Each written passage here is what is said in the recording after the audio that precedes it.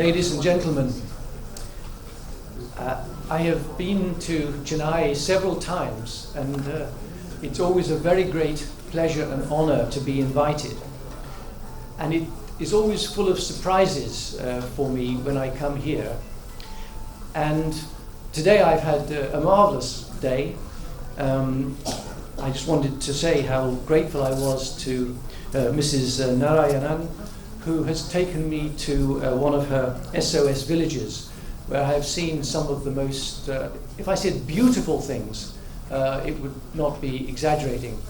In many ways enough to lead an older man to cry. I'm not going to do that now, but that was a wonderful start.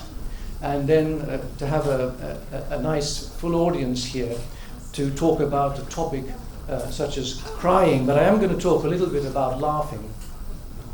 I want also to obviously to thank the Gopalakrishna Foundation for helping with these meetings. With Nigel Osborne, I really think this is quite unique. Neither of us, I think, have an idea of other meetings where we try to discuss in some considerable detail similarities and differences between different cultures of music, comparing Western music to Indian music. And then I need to thank I call him Krish Jr. because I know of Krish Sr. and I know of Krish Jr., both of whom, of course, well known in the neurological field.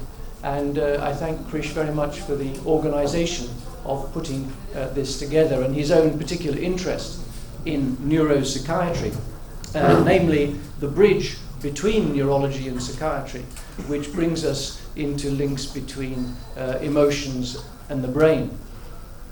So many thanks to everybody. I'm going to start out by talking about why humans like to cry, but I want to put this in the context of laughing as well, although the majority of my presentation is going to be about crying. Now, it is of interest that this came up the other day when I was looking at the newspapers, and it says, when I see an elephant cry, and it said, newborns weep in despair after being parted from mother who tried to kill him. Now, my presentation is going to be based on the confirmed view that only human beings cry emotionally. And I'm going to elaborate a little bit on why that is in a moment. But I know that somebody's going to say, what about Indian elephants? They cry, don't they? Well, this is very interesting because there's actually a book about this called When Elephants Weep. And the conclusion from that book was that most elephant watchers have never seen an elephant cry, or weep emotionally, that is. But there's something interesting about this photograph. Elephants, of course, have a long trunk, and that is equivalent to our human nose. And tears come from the eyes, and they keep the eye moist. So we continually produce tears, and they escape down the nose. Now, for the elephant, it is the same. They escape down the trunk. But look at this elephant. It's lying down. And when the elephant lies down, the tears cannot escape down the trunk. They escape from the eyes and they go down the cheeks. So I am yet to be convinced that Indian elephants cry tears emotionally. However, afterwards, if any of you have anecdotal evidence about that, I'm pleased to hear it. Because Darwin had anecdotal evidence, but he, like a number of other people, said that in his view it was only human beings that cried. Now, Darwin was not convinced that crying tears could have any evolutionary significance, which is why I want to put something to do with evolution into my story. I'm also going to talk a little bit about crying to the arts, particularly to music, as music is the theme of the meeting. But just to go back to the earliest written texts, not only in the West but in others, you can find ideas about crying in very, very early texts, such as the Gilgamesh from Mesopotamia. You can find ideas that tears are related to the seasons, that tears relate to rain, tears relate to rejuvenation of fertility, and also that tears relate to cleansing. All of these ideas you can find in early mythology. And the interesting thing about tears in Homer's Iliad is it's the guys who cry. It's the men, the heroes, who have the tears. I'm going to come back to that in a moment.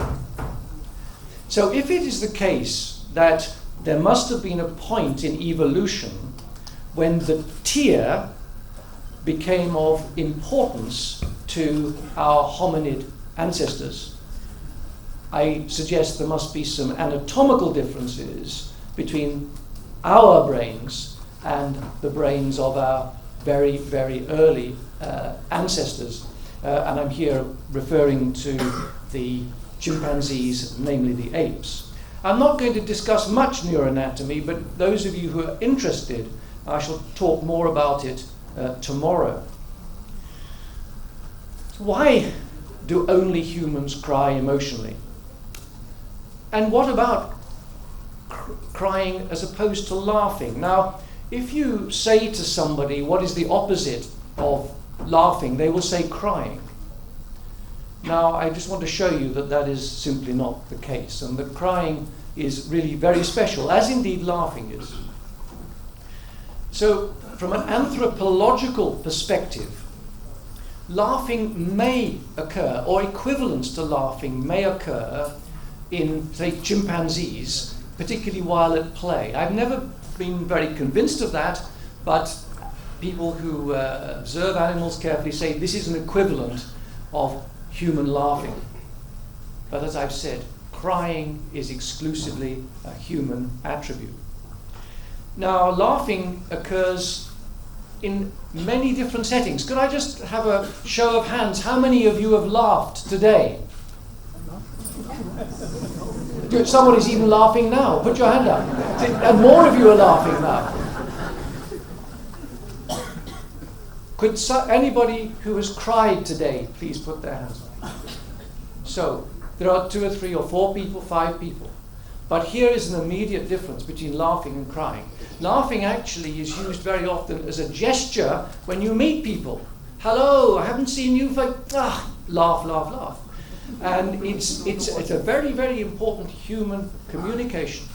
But actually, if somebody bursts out crying when they see you, that is sometimes associated with seeing somebody you haven't seen for a very long time. But usually you would be a little worried.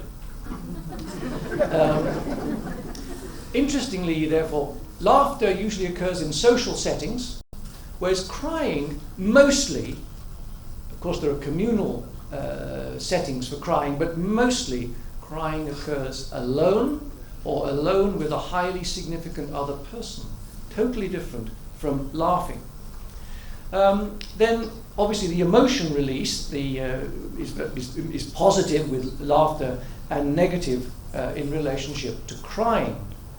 But both laughing and crying say something about the state of mind of the person doing the laughing and crying. I've mentioned that there are differences in the frequency of these, but there are also differences in the reasons for laughing and crying. You know, one of the ways that humans laugh is through jokes. Now, I do not believe that chimpanzees tell jokes. Well, some people suggest they are able to tell jokes, but I don't think they would understand our kind of jokes. Because to tell a good joke, what you have to do is to defy logic.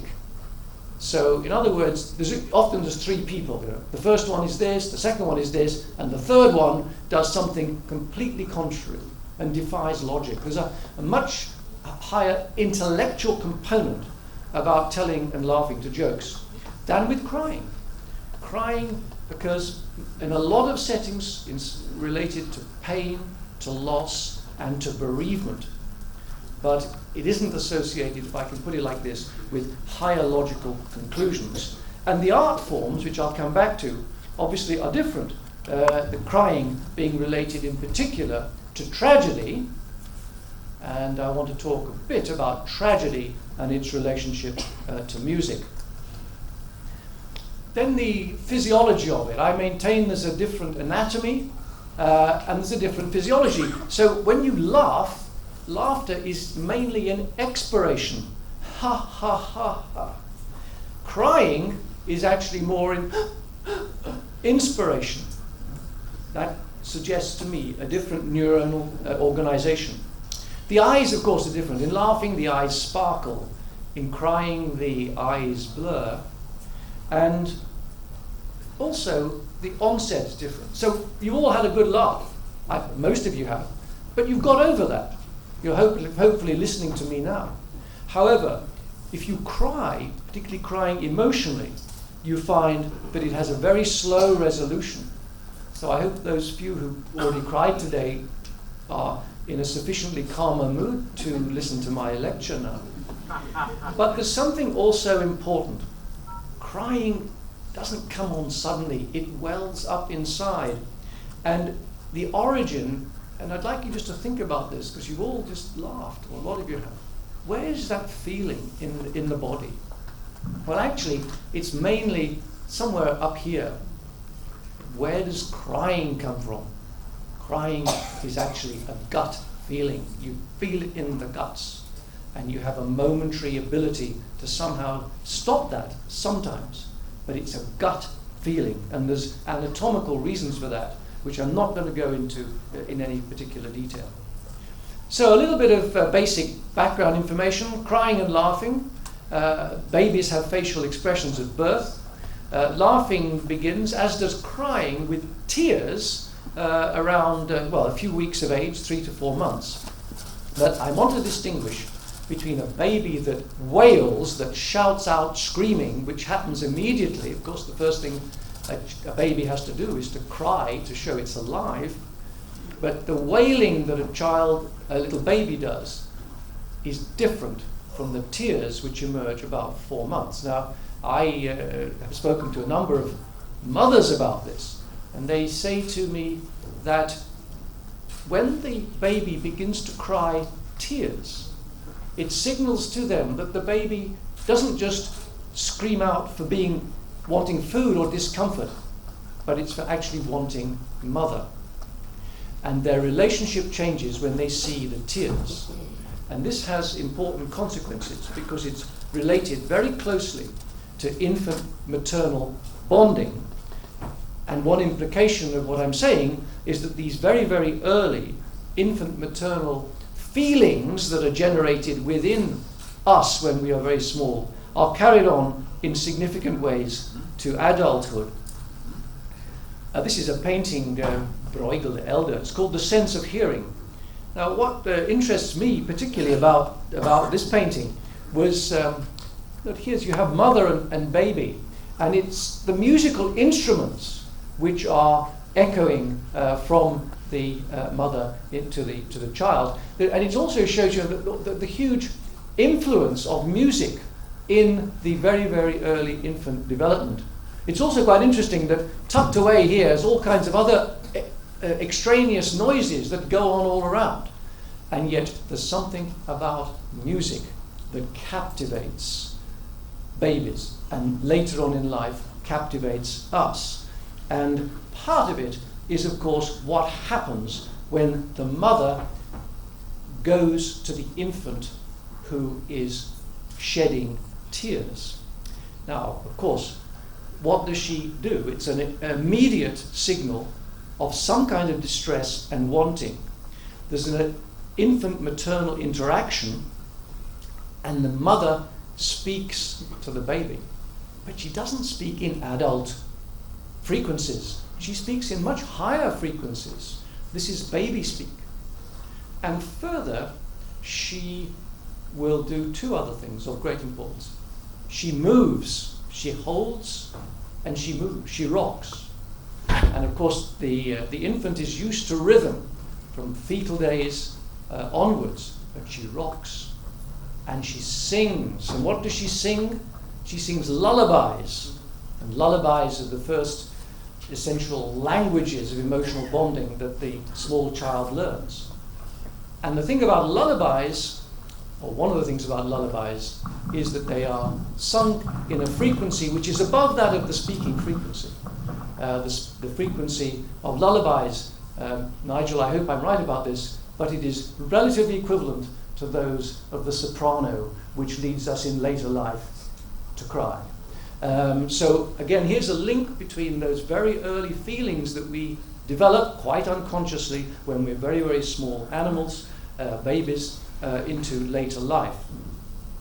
Now, I've written down there a quotation from one of my mentors who I always like to quote this because it's an evolutionary phrase, but it says an awful lot. The history of the evolution of the limbic system is the history of the evolution of the mammals. And the history of the evolution of the mammals is the history of the evolution of the family. So what all mammals have, by definition, is mothers. And I've just emphasized the importance of mothers in the infant interaction. For example, if you are a reptile and you hatch out of an egg, you come into the world and you cry out, you will be heard and you will be eaten. If you're a baby born to a mammal, if you don't cry out, you will not survive. So the separation call, infant to mother, is vitally binding in mammalian species. And the point about the quote is that the limbic system, this is often referred to as the emotional parts of the brain, it increases in size in the brain in relationship to the complexity of the social and familial environment, up to the size that we have in the human. It's often thought that it's only our top parts of the brain, the so-called cerebral cortex, which endows humans with all that's so important. But actually, those limbic structures have also developed extremely importantly in the course of hominid evolution, including those leading to Homo sapiens. So, tears are, from infants, a communication pleading a certain kind of need. And the infant eye and the cry brings the closeness of the mother with her caresses, but more with her rocking and with her lullabies, and with a resolving of the emotion, a release or a decrease of the emotion that had built up leading to the crying. So there's already a hint here that when we stop crying, or the act of crying may lead to something positive. And in adults, of course, this will be much more controlled and released by appropriate stimuli. Now, what I put down there is autobiographical memories, and the autobiographical memories are clearly relevant to this story. In other words, when you become an adult, what it is that leads you to cry, in fact, is the memories that have been built up, emotional memories surrounding our lives from those very, very early days. Pablo Picasso did a whole series of images of weeping women. It's said that he probably was responsible for quite a lot of their weeping. But it is an interesting question as to what it is that leads women to cry. Now, this is an obvious image, and it kind of says that if you really want to cry, you should cut up an onion. And it's been well known for a very, very long time that if you feel you should cry, but worry you will not, then you put an onion in your handkerchief.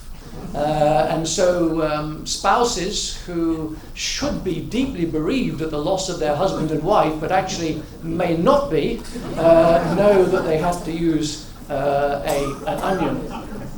And of course, if you didn't want to lose your life when the emperor, king, or leader died, and you were not seen to be crying, then of course again the onion became very important to bring on the tears. Anyway, that's one issue. But there is this interesting fact that women, or females, cry more than men. And this is a universal finding. And it could be that it's just the case, that women have more to cry about. That's the women are rather nodding there, the men are looking a bit serious down here. But it could be that's the case. But there are some interesting biological aspects to this. One is that this gender gap between male and female crying probably becomes more apparent at puberty, or at least around the ages of, say, 12 to 14. And it's not apparent in younger children. Secondly, in terms of emotional issues, it's again quite universally found that women have more depressive illness than men do. And the third thing of interest, I think, is that over the last 30 years, the role of women, particularly in Western societies, has altered quite dramatically in terms of their independence, their job opportunities, their self-expression. But this gender gap, the difference in frequency of crying between men and women, does not appear to have altered. So there does appear to be some biological relevance to the fact that women shed tears more easily than males. So it's not explained, but I think it is more than just a sociological variable. But this is Murray, our famous Scottish tennis player, who was known for being a very, very, if I said hard-hearted Scot, is that reasonable? Anyway, here he is having won some notable tournament, and at last he broke down and showed tears. And it is a fact, I think, that this gender difference between males and females is likely to change in this respect, that now, if the images of the president or Murray or somebody else, a famous star, can be seen crying, that is the image that gets onto the television, onto the satellite, into the newspapers. President Obama, when he gets re-elected, they don't show a picture of him just being happy, they have to show a picture of him crying. So it's okay for you chaps, for you men, if you feel you want to cry. It's becoming all right. Human emotional crying, because after domestic arguments, really doesn't resolve problems necessarily. And if domestic arguments continue, then you will be left with bad feelings. But it is quite interesting, in domestic settings, where you have arguments that are going on and on and on, it's often the breakdown of one of the two people that will break things and will resolve those issues. And you say, okay, let's talk about it and not argue about it. So I think this is one way that the tear is an iconic signal for a change of behavior in the other. Death, particularly of a friend, but also of a relative, underlying all of this is loss. People cry readily to loss of many things. Loss of opportunities, loss of occupation, loss of personal possessions. Whatever it is that is symbolically and emotionally important to you, loss is something that will provoke tears. Now, a bit further down, I put relationship to art, and I'm coming back to that in a moment. But I just want to hinge this again back to music, because you can see at the top of my list, music, poetry, novels, etc., we have music. So this is of interest, I hope. This is a very famous image of the Italian artist Masaccio, Adam and Eve being expelled from Eden. Now, what more tragic event could Homo sapiens have. And it's interesting that the image of Adam crying is almost as if he doesn't want to be seen. He's shading either from God or from whoever else might be looking, the animals, but there's no tears. And it's of singular interest to me that in visual representations of art, in the West at least, now again, if you can produce some images for me, I'd be delighted to include them in the lecture, but in the West at least, very, very few images can you find of the tear. And these are usually related to religious images, and occasionally there are images of Christ's tears, lacrima Christi. But you go to art galleries and you see many, many religious paintings, you see lots of other paintings. I've shown you the Picasso, but really, in terms of the importance of this emotion and the importance of portraying emotion in visual arts, it's of interest how infrequently you ever see tears. Now, this is the only statue I have ever found whereby there is a tear. And I'm not sure if you can see it, but it's certainly there. And the Bernini here has actually put tears down the side of Persephone as she is being violated in a most unruly way by Zeus, as usual. So tears are extremely important, and this actually is another artistic image, although it's a photograph reconstruction. But I just wanted to use this to illustrate two things. Again, the importance of the tear as a signal, as a cipher in the human face.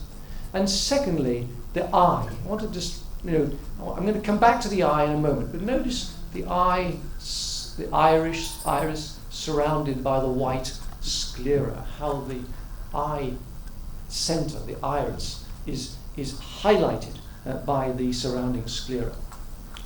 There has been a study done not just recently on tears enhancing the emotional signal. What the investigators did was take 80 volunteers and showed them 50 images of faces with tears. And then they showed them 50 images of crying people, but with the tears removed, and they had some distractors as controls. And when the images of the tears removed were rated, the images were rated as much less sad. So that the actual sign of the tear signals a huge amount, which just the eye or the face doesn't do. Although, of course, in crying, the whole of the facial structure is altered, and of course in different ways anatomically to laughing. So crying leads to a social response, and part of that social response relates to English words, sympathy, empathy, and compassion. Now, this is very difficult to follow in some ways, because in different languages these words have different stems. They come from different origins. And they don't all mean the same, but they have this idea behind them. Sympathy, pathy, feelings, sympathy, sympathetic, being with another. And having empathy is having emotion or feelings in pathy, you're feeling in. And compassion is obviously with passion. So all of these ideas have to do with crying that leads to a detection of the feeling in the other. And these are words, sympathy, empathy, and compassion, which I believe, again, are crucial to underlying human morality. These memories that we have, which are impregnated with emotion, obviously leads to an autobiographical link here. And then, in a moment, I'm going to show you briefly the issue about mirror neurons. Now, mirror neurons have hit the headlines as being one of the most interesting or whatever facets of human neuroscience to be discovered in the last few years. That may be so. I think it may be so. On the other hand, like all of these discoveries, there are people who consider that they're overhyped, that there's too much to it. But I'm not sure. This is Horace. If thou wish me to weep, thou must first shed tears thyself, then thy sorrows will touch me. Thy sorrows. Sympathy will touch me. Empathy. So the idea of mirrored tears is clearly not new. For those of you who just want a 1-second rundown, and I apologize to neuroscientists who are working in this field, who may be here, for cutting this down to a diagram like this, but they were discovered as follows. Here is a monkey, and in his brain he had an electrodes implanted, recording activity in parts of the brain. And it was noted that when the monkey made this movement here to pick up a banana, made the movement, certain neurons in the what's called the premotor cortex, but part of the brain, were activated. Well, there's nothing new about that, because obviously when you make a movement, something happens in your brain, and we know that parts of the brain relate to movement. What was most interesting was that when the monkey saw something else, and in this case it was a human hand, but initially it was another monkey, but when they saw the same action being carried out, but they did not carry it out, the same neurons were shown to be active.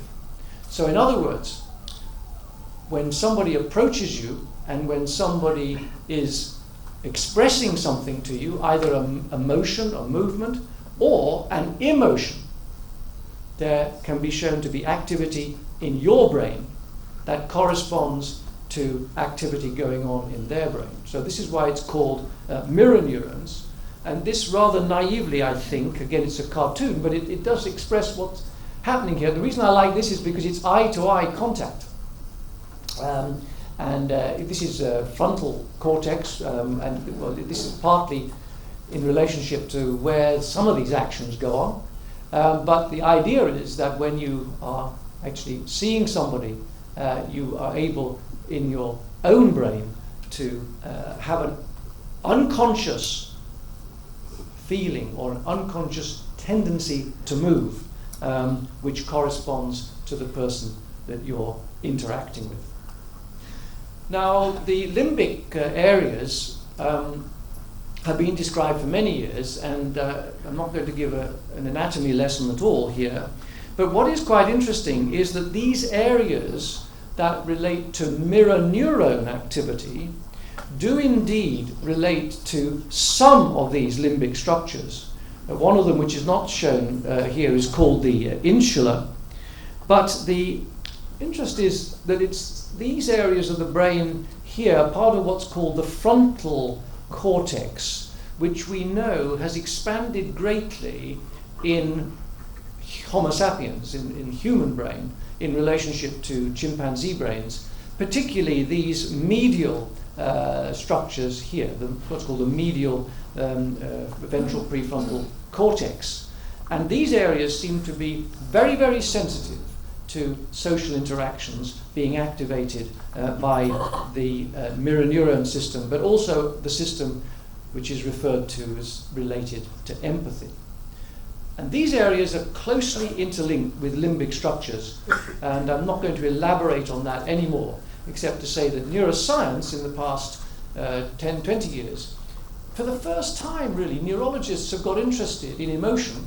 And secondly, you can actually raise grants from grant-giving bodies to study things like emotion, empathy, and social cognition. This is a very, very active area of science.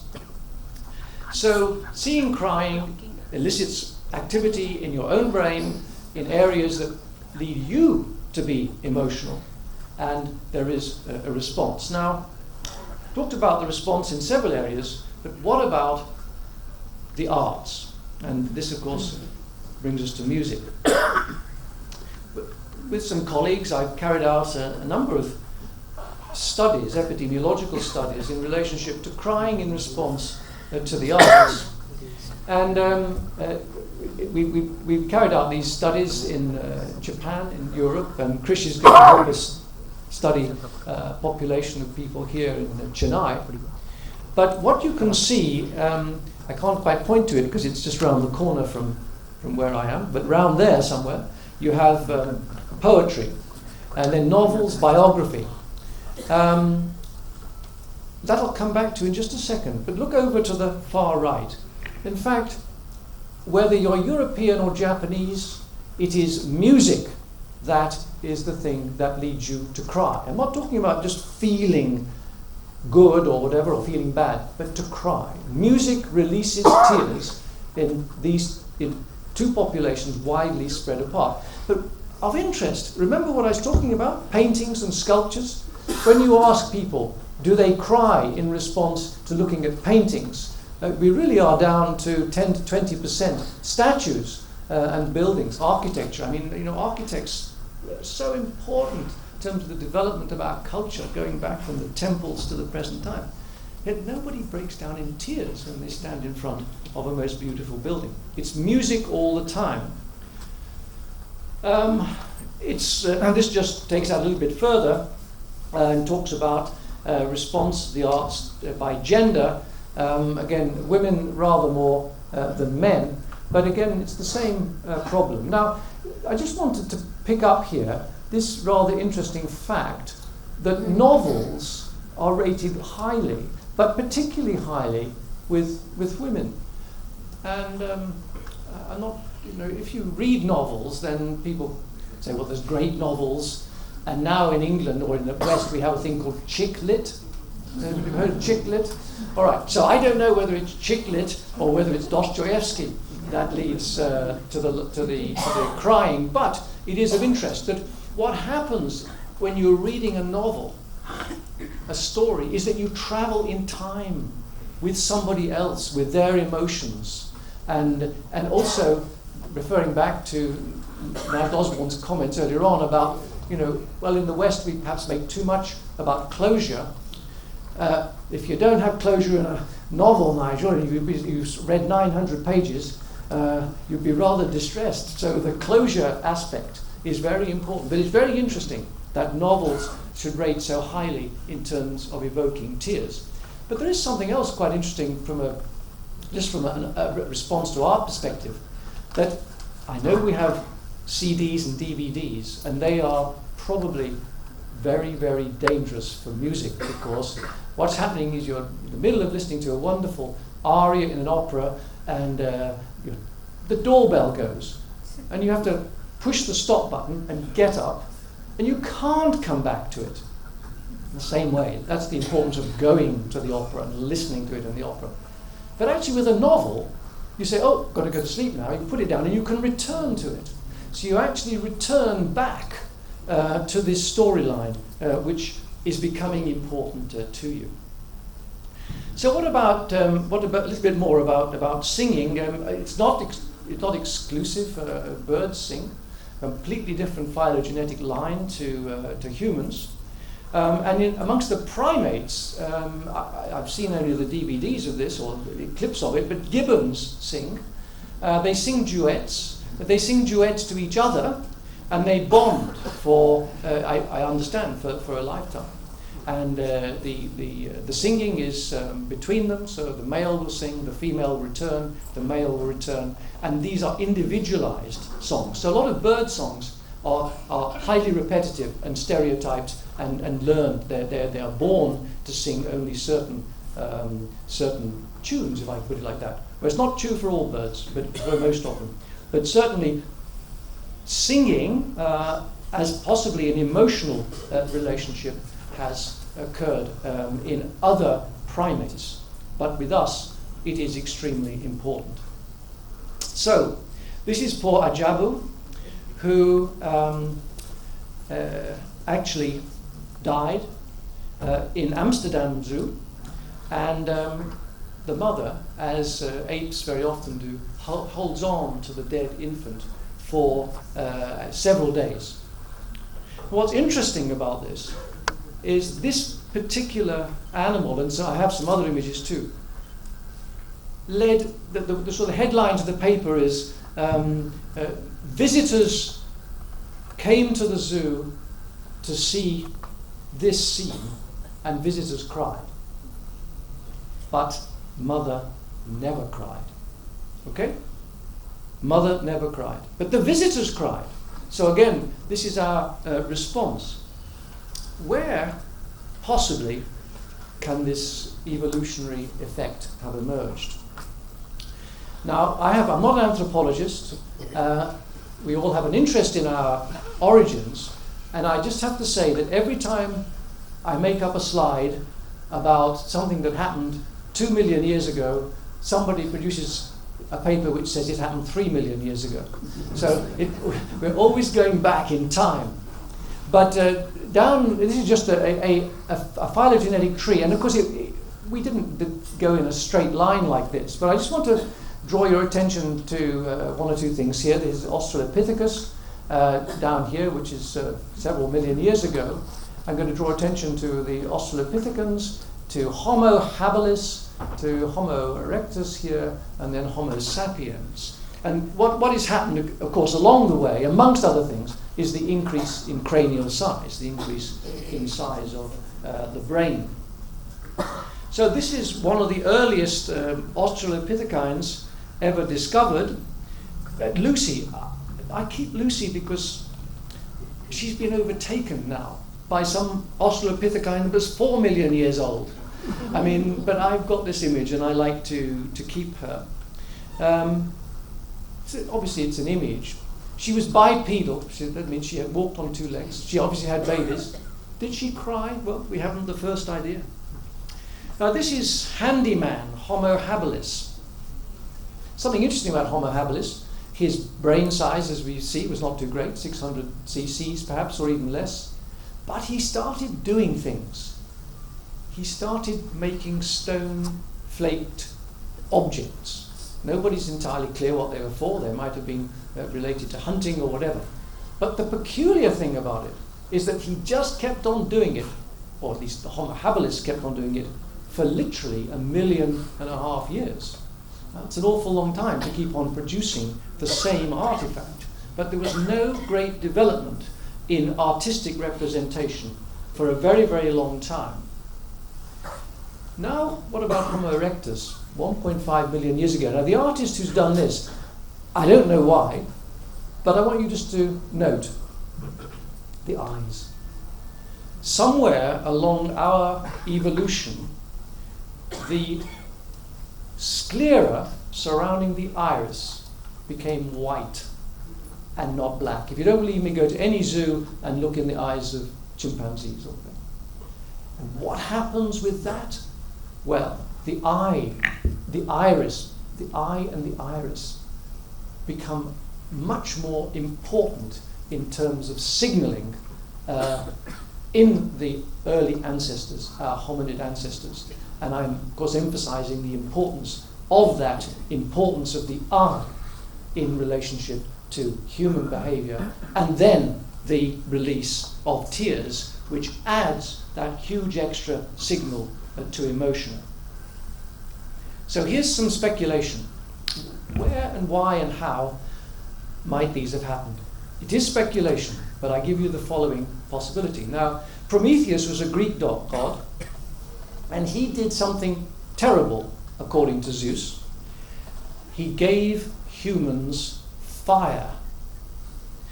And he was punished for it. I don't want to go into the gruesome story there, but he was punished badly for it. But he gave us fire.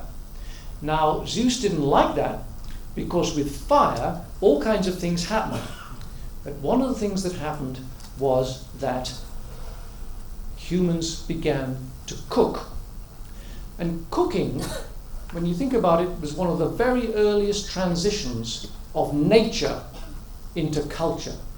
So, what is one of our most important cultural activities?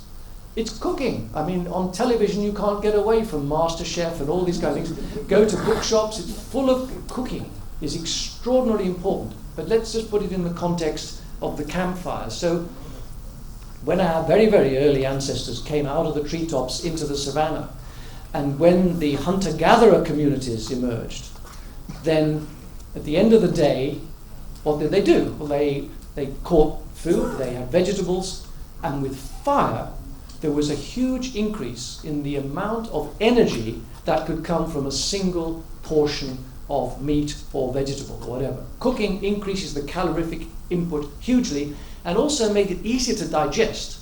So again, the amount of energy given to the stomach could be released to develop cerebral activities. And I put down here rituals, stories, ancestors, songs, dancing, and musical development. So let's just go back a little bit. We see that babies, one here, learn from their mothers about the effect of tears. Mothers learn about the effect of tears, but also they learn about noise, music. The first musical instrument was the human voice. And so here we have the first human voice, or first instrument represented by the human voice, round a campfire, and they're together at the end of the feast. Now I'm saying this is a time when they didn't have speech like I have speech, propositional speech. It must have been emotional speech. It must have been a language which preceded our more precise language with which I am speaking now. And so what would they have done? Well, I would suggest they may well have hummed or started to sing, not necessarily with words, but they would certainly have had musical intonation, and they would dance, because singing and dancing went together. So I'm suggesting that the development from an evolutionary perspective, not only of singing and dancing, but also the emotional bonding that goes with singing and dancing, around, for example, a campfire experience after eating, was an important part of group cohesion, which had huge evolutionary impacts in terms of the development of not only early human societies, but also human culture. So there are people who say, oh, evolution would be the same without singing, without any music whatsoever. I really don't believe that. I think that singing, music, and dancing were hugely important in terms of the evolutionary push to the development of Homo sapiens. The hunter-gatherers, we're talking about groups of people, maybe up to 150 people, maybe more, maybe less. They had to eat their food immediately. You can see on the other side the difference between them and us, if you like, the way that things became organized later. But they had burials. They actually also had cremation because of fire. And there began a time, not very clear exactly what this was or when it was, when they actually started burying the deceased with items, presumably to take on some journey. And that, of course, is representative of many, many religious activities today. And so at some point in time, in relationship to these activities, singing and dancing, our language must have evolved considerably so that we were able to tell stories and develop myths. And I put down there a proto-language. I'm suggesting that the first languages before our kind of language today was emotionally expressive, and that the uttered sequences, whatever they were, had to matter to the people you were uttering them to. But it was somehow during these very early phases that the signals, both of tearing but also the signals of language, became embodied and embedded into our own emotional repertoire. And I'm suggesting that these had to be gut experiences. They had to be experiences which began with the autonomic nervous system, with the nervous system which leads to gut feelings, which I'll be talking about tomorrow. And with this language, which eventually became rhythmic, iterative, and recursive, you develop the behavioral synchrony with others. And we briefly talked about rhythm. Again, we're going to talk about this tomorrow, but it is of importance. I've emphasized about singing and dancing, but it's very interesting that entrainment, that is, being able to continue a rhythm to a beat, is an exclusive human attribute, like crying. So again, I know you can tell me there's a YouTube showing an elephant beating a drum. I've seen that, yes. But that elephant isn't going to do what the kids do all night down at the discotheque. In other words, entrainment to rhythm is an exclusively human activity. And Nigel Osborne talked a bit earlier on about, and we actually saw the other demonstrations too, how rhythmic drum beats were extremely relevant to certainly your music, but also to our music. And surely those most skilled at sensing the meaning of others, in other words, the expression of others, and also in expressing themselves in singing, in dancing, but also in terms of crying, would have had an evolutionary advantage.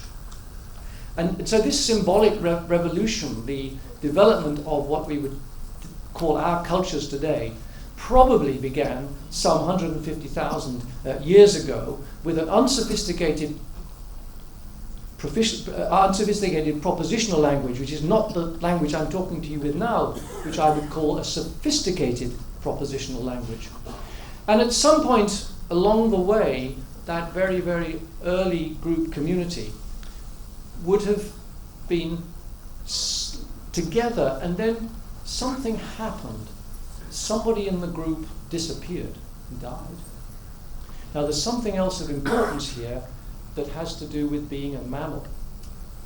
All mammals dream. Now, we don't know what mammals dream about, except we all have seen our pet dogs moving in their sleep. All mammals dream, and humans dream. And so for the very early hominid ancestors, what would they perhaps dream about? Well, we dream about our friends, our deceased friends, our parents, in my case, maybe. And so very, very early on in human mentality and the human cognition came the idea that there was another world to get to, and you could get to it, and you did get to it through a state of dreaming. And so if there was this other world, then, how do you do that? And out of this, of course, developed a search for origins, myth, and religion. And from myth and religion, we have the development of symbolic representation in art. Now, the symbolic representation in art, as I've already suggested, is rather different to the symbolic non-representation which you have in music, although the music in and of itself must have led to bringing together people in harmony and acting in unison. So just running up to the end here is our not immediate ancestor, but an ancestor who was around when early Homo sapiens was around, Neanderthal man, just on the verge of this symbolic revolution.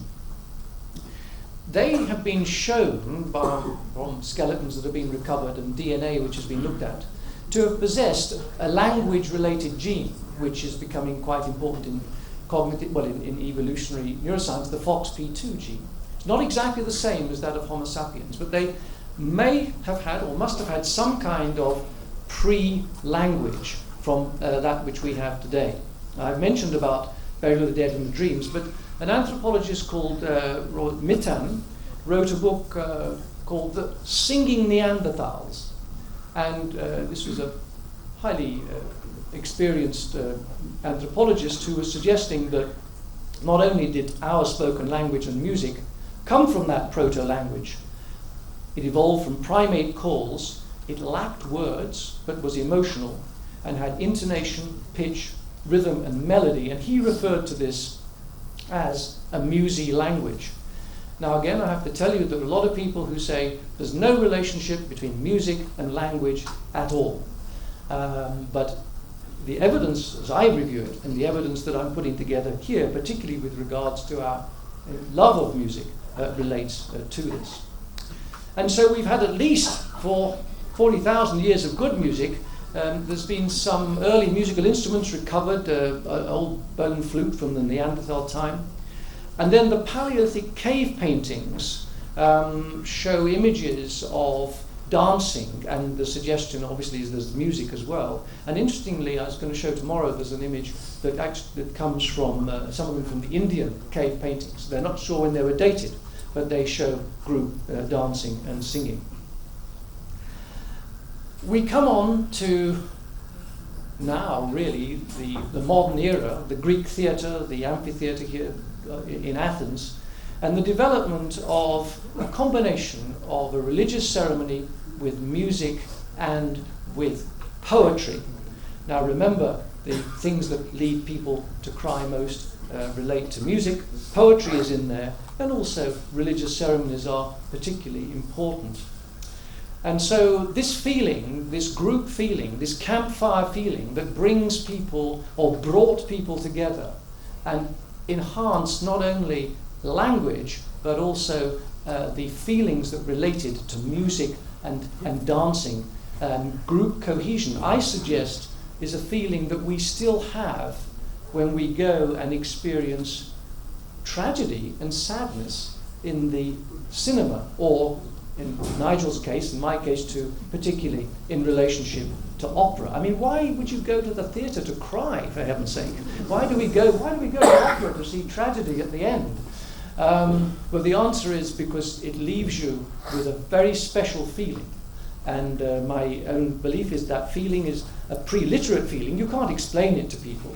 And also, in relationship to crying, you know, if you cry, you can't speak, as I said earlier on. You actually, you know, at the end of a wonderful opera, then you actually don't want or can't speak, and you're choked. And it's because of these very, very early feelings that impinge upon the much later developed sophisticated language cortex. It's early hominid social bonding activity related to group cohesion. So finally then, the social unity of feelings expressed through art have a number of things in common. Their early evolutionary origins, pre-literate proto-language, linked to feelings of awareness, but also then loss of another or loss of something, leading to grief and sadness. But also these feelings are linked to tears, and tears are linked, initially at least, to the development of those emotional events and the bonding. So, are laughing and crying good for you? Well, I suggest that there are people who may take exception to this, but I don't believe that we would be here, Homo sapiens, with a lot of the cultural richness that we have, if we did not have laughing and crying as emotional expressions embodied within us. It appears that most mood is enhanced by laughing and crying. People do feel better after going to the theatre and having a good cry. But with regards to laughing and crying, crying is the more ambiguous of the two. So I accept that there are people who cry and do not feel good after crying, and I've not discussed the whole issue of crying in relationship to a depressive illness, which is well beyond what I wanted to discuss. However, are laughing and crying good for you? Generally, the answer is yes. Thank you very much. Thank you, Professor Tindall.